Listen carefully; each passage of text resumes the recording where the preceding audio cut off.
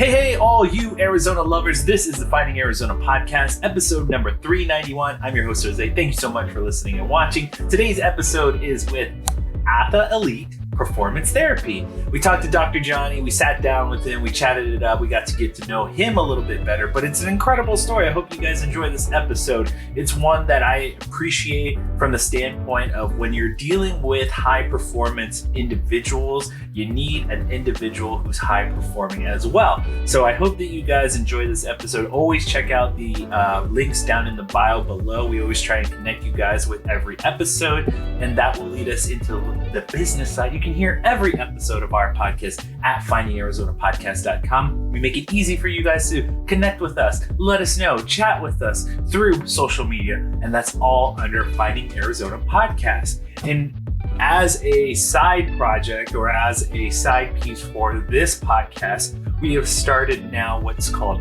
Found House.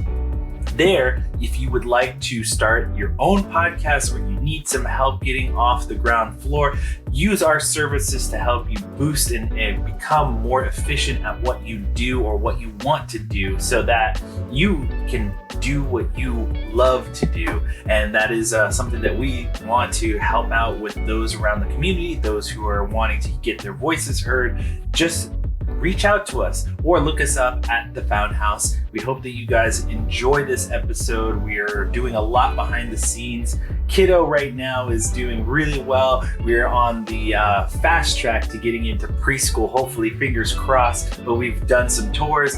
Britt and I will be making our final decision or trying to make our final decision. It's not based on what we want, but also based on the timeline in which the preschools can accept him and all that jazz that goes along with parenthood. But we hope you guys are enjoying these episodes. We want to make sure that you guys are staying connected with us. That being said, if you want to check out our blog, the blog is one thing that we try and make sure that is updated routinely.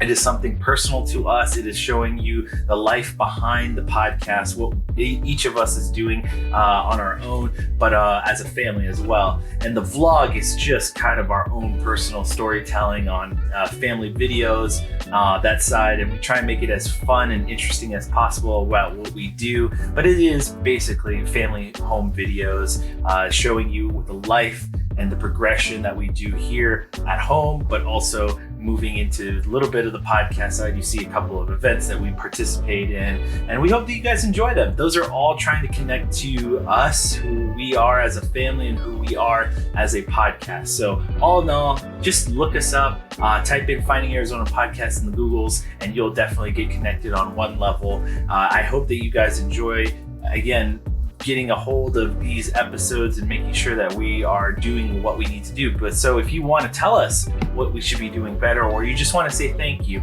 you can send us an email at findingarizonapodcast@gmail.com. Everything, we hope that you guys, it's all for you. We hope that you guys are really connecting on every episode. So we are on the road to 400. We are 9 away. I hope you guys have been excited for the 400 episode.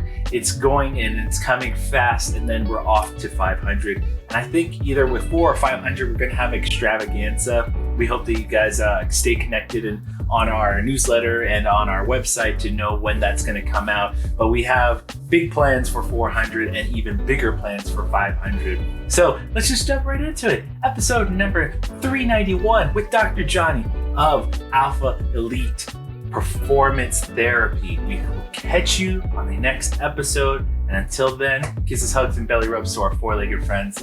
Bye, y'all.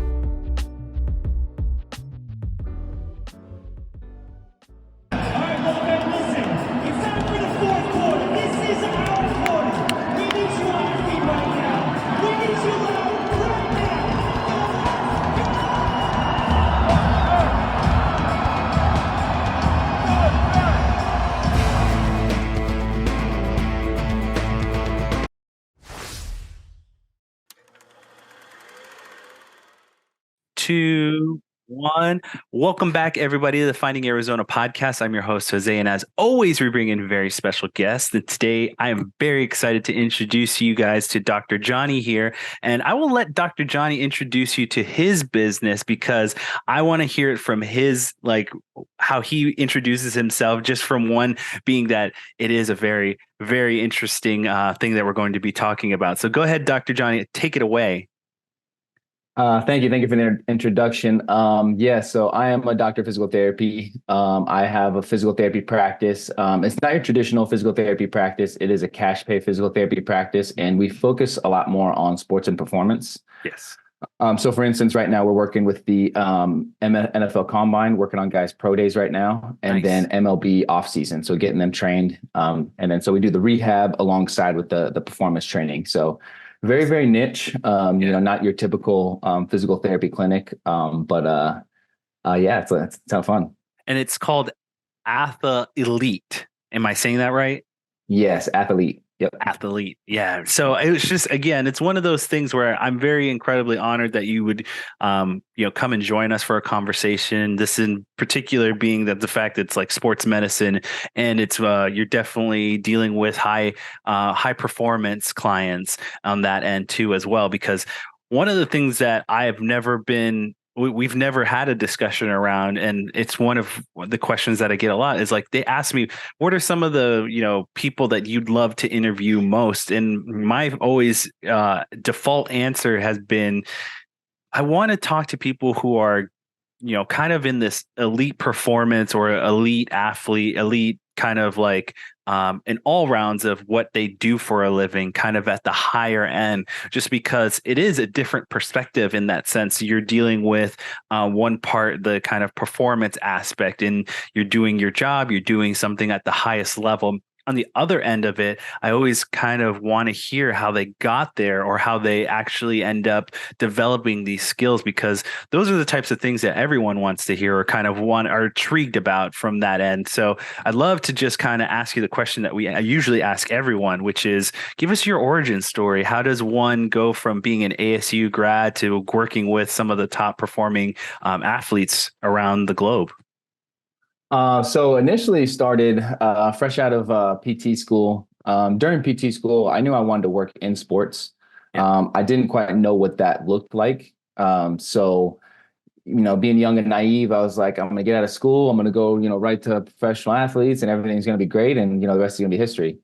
But that's not how it works. It's all about, Understandable. especially in this business, it's about your connections, your Yeah. networking, who you know.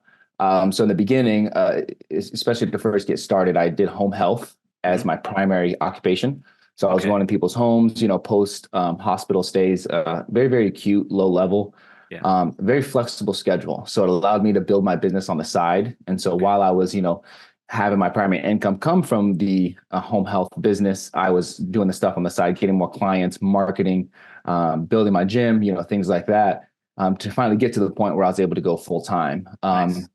Going through that, still all the time networking, going to events, going to tournaments, reaching out to agents, hitting social media pretty hard. Just reaching out to any and everyone that's, kind of associated with the professional athletes. Yeah. I'm trying to get as close to those groups and where they're at as possible. That's like what my mentors and, kind of I've always heard is, if you want to go, you got to meet your customers where they're at. Yeah. Right. Yeah. So you got to go to the tournaments, go to the, the meetups and stuff like that. And then, sometimes it was, giving some treatments, for free on the front end to help build my social media, especially leveraging people with, high social media accounts, and stuff like that. And then to build it up to have consistency, to where I am now. But Yeah. I'd say probably the biggest thing is networking and just being around, the right people.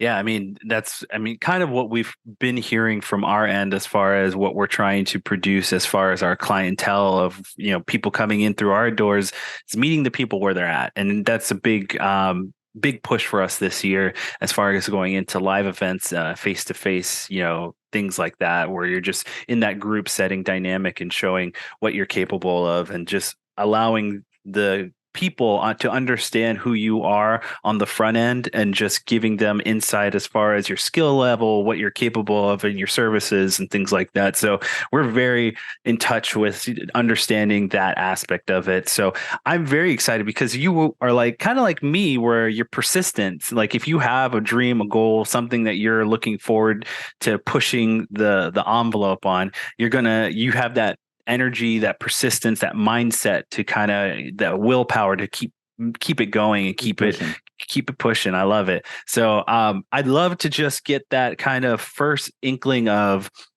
you put your foot through the door, you have that maybe that first clientele that says, yes, let's do it, let's work together. Can you give us a little bit of that background story? Because, like you said, it's that first snowball effect. You get one client that really has that kind of storybook, I'm working with an athlete sort of deal, and then it kind of snowballs into something more or something different. Where was that first inkling coming from?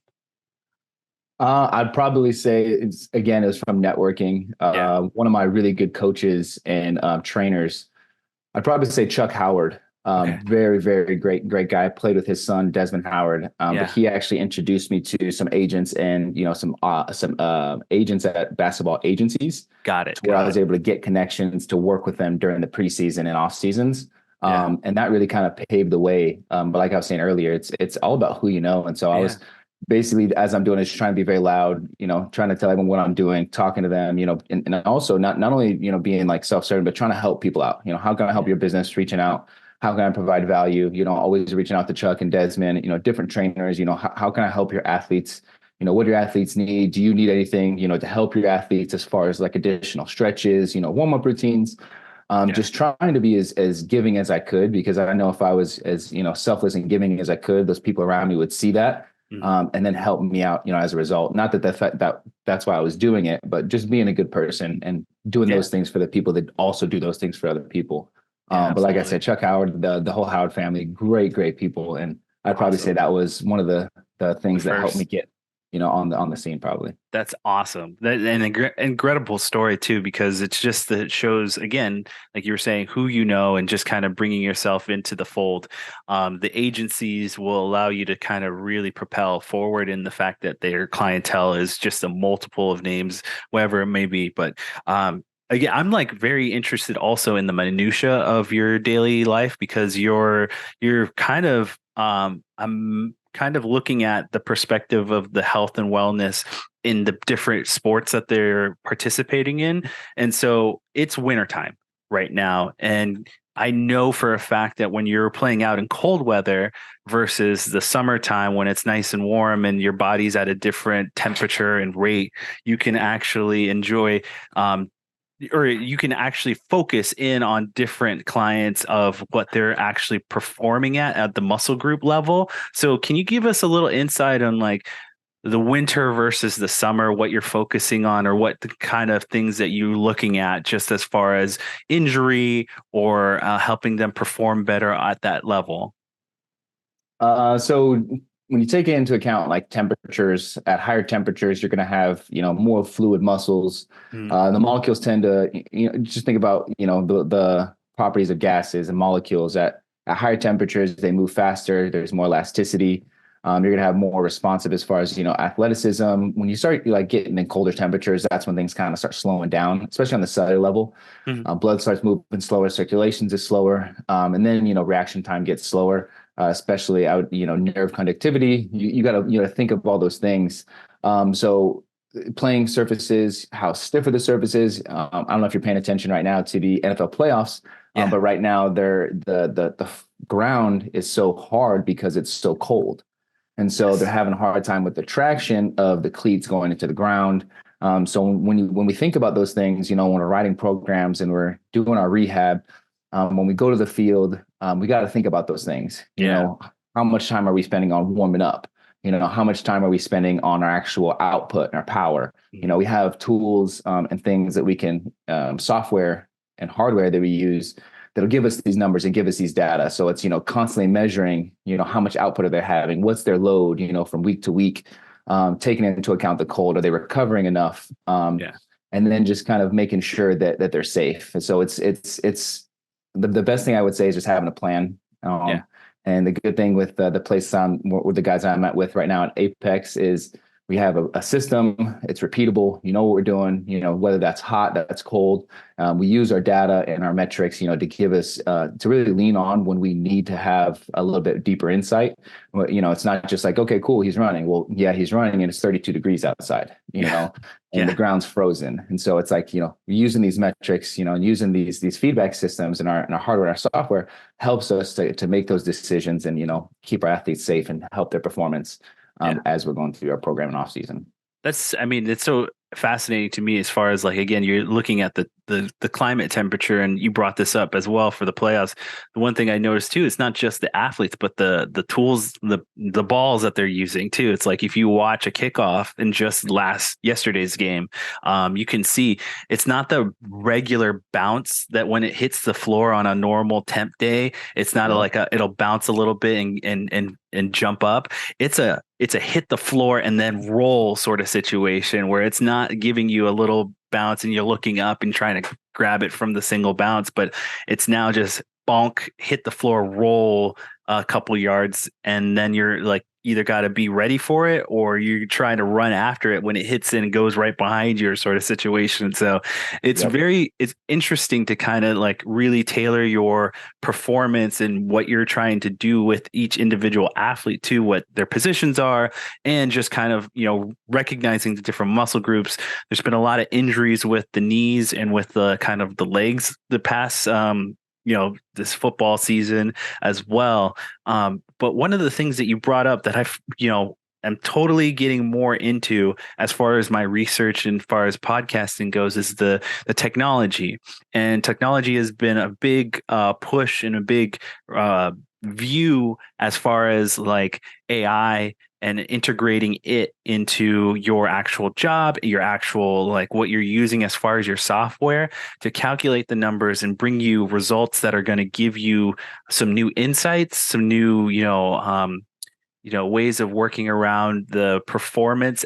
When you're talking about this 1%, 0.01% situations, you as the person helping the individual tailor their schedule or tailor their actual thing that they're working on to help guide them into a better injuries, recovery, things like that. Can you give us a little like what those look like as far as, is it still changing for you guys, or are there still like data points that you kind of rely on the most as far as the scheduling for recovery, scheduling for warm-ups, scheduling for different aspects of the season? So let me break that down into a couple different parts here. So the software and the hardware that we use a variety of different things. We use a dynamometer that measures strength, so we can see the strength of the individual muscles. Nice. Muscle actions. Say we do hip flexion as opposed to knee flexion. And then we also have the force plates, which measure ground reaction forces, asymmetries in force production, deceleration. Mm-hmm. It also measures reactive sports index, which is how elastic and how the ability of someone to access their type 2 fibers, basically like their athleticism. So we have that. We also have GPS trackers that track as far as speed. And so we use all these systems as we're going through as benchmarks. So we get them initially, say, hey, get these guys first in the door. Okay, let's take initial, first day benchmarks. Where are they at? Okay. And then we have our plan, based on, our data and our system, wherever they test, we throw them into buckets, right? Okay. You test like this. Okay. So we're going to do this program with you because you need to work on strength. Okay, you're good with strength. You need to work on being more, more ballistic, more fast twitch. So we put you in this bucket. And so as we're going through our program, we're constantly measuring, looking back at that data, saying, okay, how does that measure up, right? Is the program that we're writing, is that really are we actually getting the results that we think we're getting and that we want to get from it? So it's a constant reiteration of using our framework, using our benchmarks and our data points to extract useful data, useful metrics. And like I said, to make sure our guys are on the right track to go through the off season. And then if they're not, making those necessary changes as far as their performance, making sure that we don't have too many high performance days. So you touched on this. How do you manage recovery? So that first part was basically how do we formulate training programs and how do we, take them through the off season. So now like basically rehab and recovery, we basically tried to stagger their workloads, right? So we like high output days followed by low output days, high output days followed by low output days. We don't like to string too many high output days in a row. Because the more high output days you have in a row, the more chance you have for injury. The data is pretty evident on that. That's why there's been so many studies with NBA, college, those back-to-back games, to where they notice increases in injuries, so they try to avoid those. So different things like that we're looking at to help these athletes to not only recover but also increase their performance. So we're not loading them down, just taxing the nervous systems too much, so where they can't increase their performance as they're going through the off season. So I know it's a lot. No, I was following too. I'm a nerd about it because it's really kind of fascinating to me. I mean, I wasn't a collegiate athlete. I was more of just a high school cross country runner, track and field sort of deal.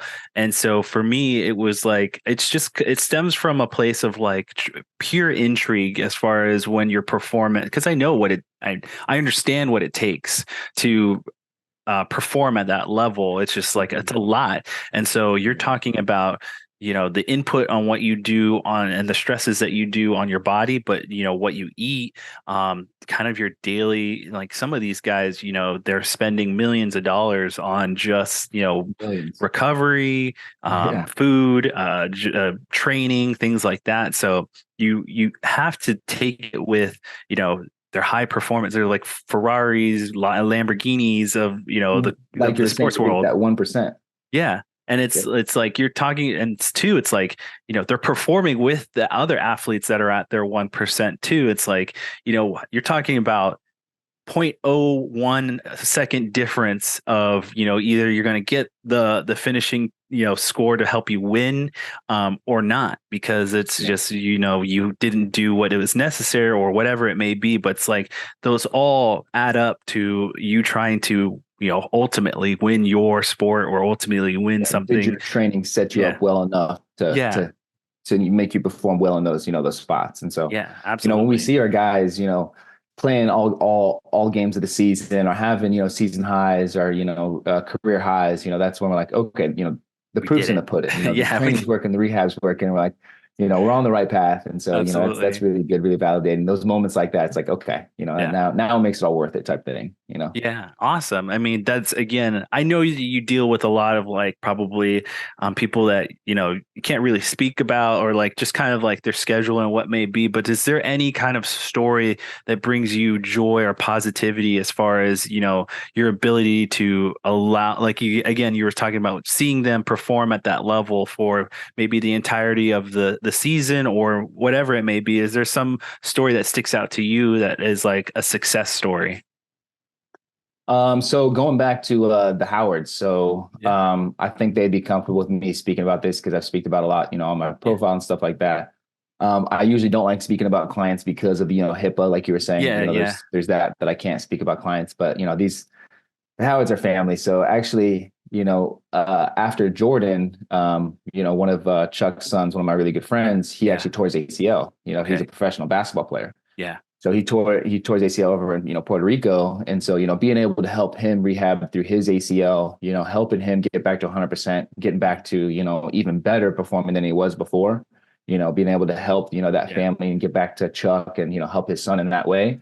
That was probably one of the best things so far. But, it's always rewarding, whether it's them or, any other ACL patient, just being able to see them when they first come in so much pain and agony, just, almost like kind of defeated, really, mentally, that kind of despair and sadness that comes along. Like, what am I going to look like after this? And am I going to be back at 100%?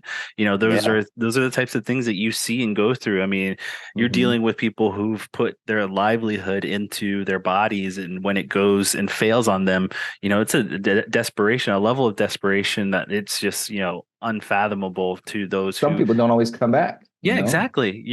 You're running a 50-50 chance, especially with the ACL, MCL. Like you're like, you know, could you go back to 100%? Maybe, maybe not. Like it's just it depends on you, the individual. So, I have like high hopes for you in the future as far as like, the level of understanding, the level of compassion, the level of performance that you provide to your clients and who you work with. So, I know it's not the easiest thing in the world. You're kind of under the pressure cooker as well because, you have the teams looking at you to like, hey, my guy needs to get better quick, like, that sort of thing. But the body can only do so much. And so, it's a definitely like a conversation back and forth between the doctor and the team as well. So it's high risk, high reward though. Exactly. It's one of those things. If you do a good job, you're gonna be, you're gonna have a good, gonna have a job for a while. Yeah. Can you you give us? Might not be in the business for. I know. I totally understand too. It's like you can't. Yeah, that'll if you don't have too many success stories, it's like, what are you, the person involved doing? So it's like, I totally get that. But I'd love to just now kind of pivot a little bit because I just saw a commercial about it. It's the 2024 Olympics. Have you touched any Olympians at all? Or is there kind of like a rule of thumbs, like you do just these sports or sort of thing? It's like, have you ever dealt with a performing Olympian at all? I've never had a personal experience or pleasure of being able to work with an Olympian. But kind of what you were saying, it is very specialized in physical therapy. It's very niche based. Okay. So my niche is professional athletes off season and then rehab recovery. A lot of times, when you get into those niches, some people, will get into just treating swimmers or just treating softball players or, for a while I was, just treating, basketball players. And then it kind of, like I said, it's kind of more pivoted to, professional high performing college, athletes. Mm-hmm. I would, and it wouldn't be opposed to working with something like that, with that, with Olympians and things like that. But so far, that's kind of where my experience has been limited to.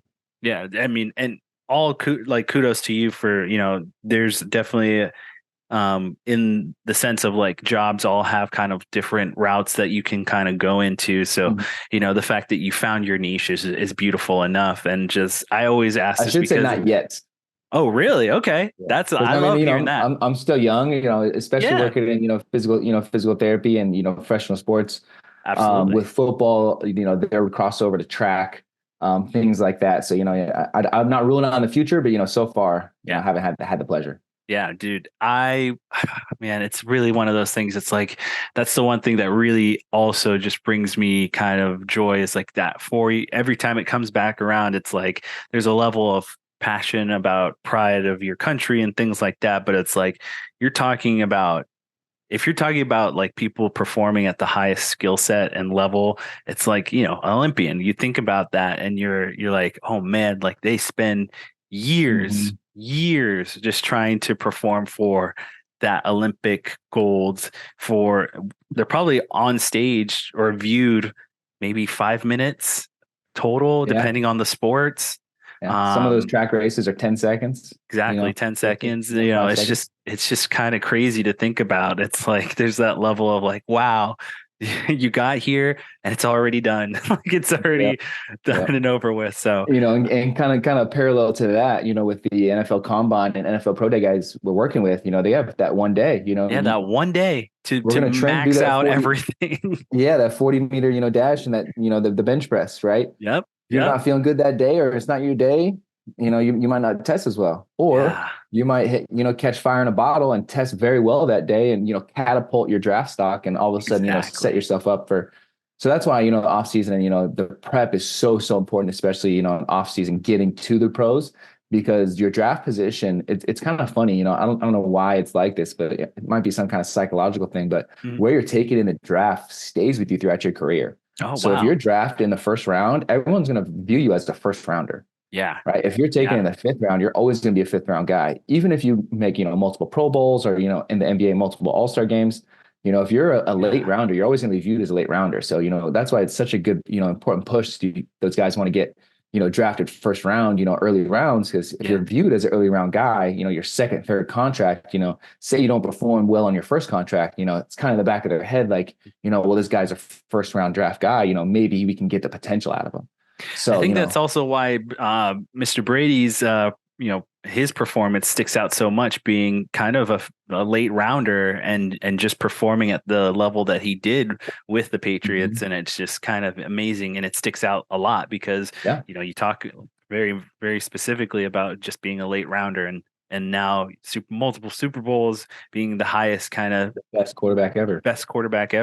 And I think also it's like you put in parallel again what we talked about, how much he's put so much into his body as far as what he does training off season, what he does with his health and wellness, eating, performance, everything. TB12. I mean, literal guy has made a whole brand behind that kind of understanding of how you go about doing what you do. So it's really beautiful to kind of now talk with someone who's had a hand in something like that, where it's like you're helping the athlete get better and recover and work on themselves throughout the off season. So wonderful conversation having with you. I'd love always kind of pivoting the end of our talk towards the future and kind of goal setting and things like that. It's the beginning of the year. Do you have any goals for 2024? Is there anything that you want to help, our listeners, maybe help you out? You can put it out there in the universe. So, anything like that stick out for you? Other than just growing, the business and brand as a whole, we're really trying to get the NBA offseason to our new facility. Okay. Right now we have NFL offseason, we have MLB offseason, some soccer, some hockey trickled in here. But that gap right there, between the NBA offseason is what we're really trying to push for. So that way we can have all major sports offseason and kind of be, busy, full year round. Yeah. We'll get some guys here and there, but we want to be able to hold like real, full camps. So that's what's going to be our focus this summer, is trying to get, NBA camp, get the NBA off season into our gym. Nice. And start building that program so we can have, just a full year round, off season, well-oiled machine is, what I like to call it.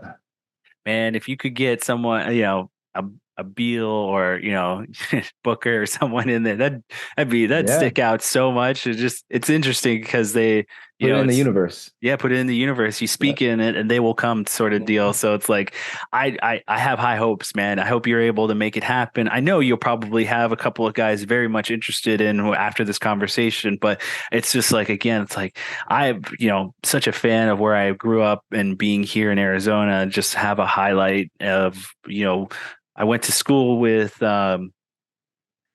why am I blanking? Harden. I went to school with Harden, and I remember him being in one of my classes. I remember him, at ASU, and just, seeing him at the rec center every, couple of times, playing with some guys. It's like, so it's just, I have a true passion for like, where they come from, and then how they, diverse themselves into the world once they become athletes and stuff like that, especially if they've come across my own path. It's like, wow, that stood out. My mom's met Nash. I've, seen Terrell Owens at an event. Yeah. So it's like athletes live out here. Yeah, they just stick out. Like they, you see them and they're like, wow, I've seen you on TV. I've seen you actually perform really well. So it's like those types of things really do stick out. And it's a lot of fun to kind of see them in person and hear them talk too, is really interesting as well. So thank you again for just having this conversation with me. I know there's a lot on your plate, from being the person that helps them get better, recover and perform better. So it's really interesting to have someone of your stature to come in and give us some insight in that world. I do have one question just off the top of my head that I didn't get to talk to you about, that I would love to just kind of, it piques my interest. You deal with the body, and what's the most, to me, I would love to ask you, what's the most interesting thing that you find about the performance of how the body works, and just kind of something maybe has nothing to do with your work, or maybe it has everything to do with your work. What's something that you find most intriguing about the human body and how it performs at this level? I would say probably just like the capabilities of the human body, like how resilient it is. And you see some people and like what people can do, like human performance, like people, whether it's contorting themselves or lifting thousands of pounds, or, being able to run hundreds of miles like David Goggins, being able to extract like the very, very most of themselves, and, seeing what's possible, or even on the more tragic end, seeing what people can survive from, being in, terrible accidents and being able to, recover for them, or, being able to survive them, maybe, with a little handicap, but, I would probably say just like the sheer capabilities of the human body and what we can do as humans and as people, I think it's probably what's most intriguing for me. And I think that's what's really got me, interested in the whole world of physical therapy in general, was having anatomy and, seeing, what our body can do. And, even on, the cellular level and stuff like that, it's pretty crazy. It is. It's again, it's like, it's fascinating. And it's only because I'm a big science nerd too. It's like the things that we're capable of with the brain and helping the body perform better, and just kind of new technologies that are going to help with that, and just kind of what's to come is also intriguing and fascinating, and what we're capable of. There's a lot coming down the road, and I am very biohacking and, that whole study in general is going to get even bigger than it already is right now. So thank you again. I mean, you have really piqued my interest in my mind today, and thank you again for this conversation. I have high hopes for you. I wish you nothing but the best of luck with your business and with the athletes that you perform with. So this end bit is for you to help everyone find you online. Any social media handles that you want to promote, go ahead. The floor is yours, Dr. Johnny. Take it away. All right. Well, thank you. And also to you too, I want to invite you to come down to our facility downtown absolutely. Phoenix. It's 926 East Jackson Street, Suite 600 in Phoenix, right off 7th Street and Jefferson are the main crossroads. Yep. That's where you can find us. That's our physical location. It's Apex Performance Facility with Athlete Performance Therapy.